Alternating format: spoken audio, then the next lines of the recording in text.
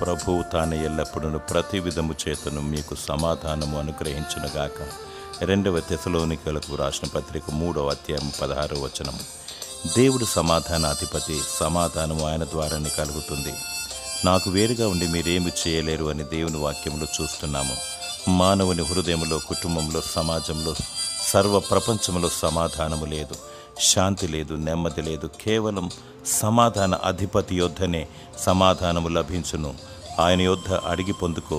నీ దేవునికి ప్రియముగా జీవించు, నీకు సమాధానము లభించును.